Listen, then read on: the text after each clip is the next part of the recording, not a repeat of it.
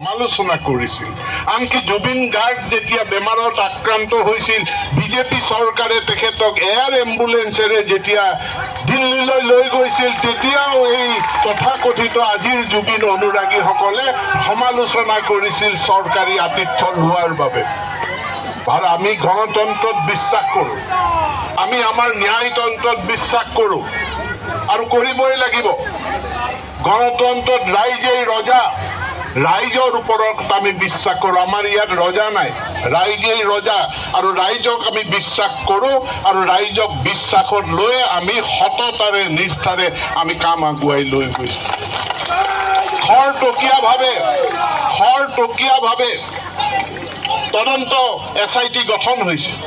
তাৰ উপৰিও হাইকোৰ্টৰ জাজক লৈ এখন তদন্ত আয়োগ গঠন হৈছে যে কি পৰিস্থিতিত আমি জুবিন গাৰ্গক হেৰুৱাব লগা হ'ল।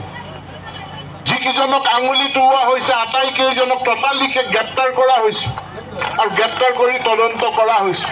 আৰু কোনোবা গ্ৰেপ্তাৰ হ'বও পাৰে, এইটো তদন্ত SITয়ে জানে। SITয়ে ছিংগাপুৰলৈ গৈও তদন্ত কৰি আহিছে। এতিয়া এই SITক তদন্ত কৰাৰ সময়খিনি দিব লাগিব, সুস্থিৰে তদন্ত কৰিবলৈ অৱকাশ দিব লাগিব। কিন্তু এটা চক্ৰ উঠি পৰি লাগিছে এই SIT বা তদন্তকাৰী সংস্থাটোক আমন্ত্ৰণ কৰা, তেওঁলোকক আতিশয্য চলোৱা আৰু তেওঁলোকক বাৰে বাৰে প্ৰশ্ন তুলি তদন্তৰ প্ৰক্ৰিয়াটো দীঘলীয়া কৰা। সেইকাৰণে আমাৰ চৰকাৰে সিদ্ধান্ত লৈছে, আমি কৈছোঁ যে স্পেচিয়েল প্ৰচিকিউটৰ দিয়ক, ফাষ্ট ট্ৰেক কোৰ্টত বিশ্বাস কৰক। ভাৰতীয় গণতন্ত্ৰ পৃথিৱীৰ মানুহৰ এক অমূল্য গণতন্ত্ৰ। এই গণতান্ত্ৰিক শাসন ব্যৱস্থাত বুজিব লাগে।